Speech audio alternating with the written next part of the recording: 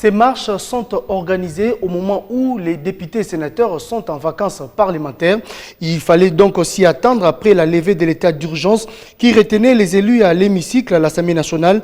Un tableau sombre de la vie économique du peuple congolais a été peint en cette période. Les élus se sont appesantis sur la responsabilité de la classe politique dans les troubles que connaissent les institutions.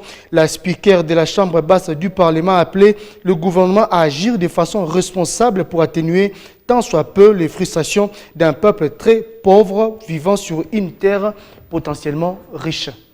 Quel message envoyons-nous à nos enfants par rapport à certains spectacles que nous, les politiciens, poussons, entretenons, instrumentalisons? Quelle image donnons-nous aussi de la femme congolaise que nous insultons, que nous chosifions dans des activités politiques surprenantes?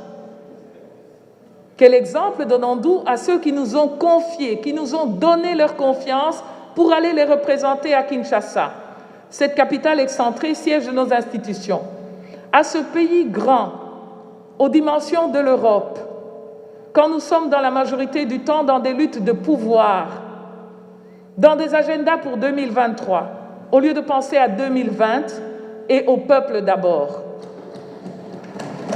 Que pensent nos compatriotes qui vivent dans l'insécurité permanente quand ils écoutent tout ça, avec nos interprétations juridiques pédantes, qui ne sont pas le fait des magistrats ou des juges, mais où tout le monde s'invite au débat et qui ne résolvent en rien l'immédiateté de la souffrance, de la douleur sociale des Congolais. Et ici, c'est l'appel d'une mère à ces élites politiques. On découvre un discours de plus en plus dangereux, violent, ethnique, tribal, qui met en péril les équilibres de la nation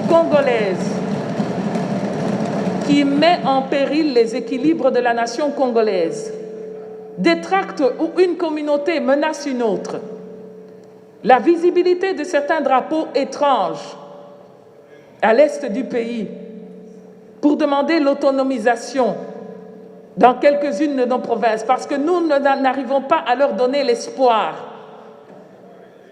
Il faut vraiment que ça nous serve d'alerte pour changer notre façon d'agir politique, pour privilégier la concorde nationale, une justice sociale équitable, non partisane, non utilisée à des fins de règlement de comptes, et où la représentativité et le dialogue national se fait à l'intérieur des institutions.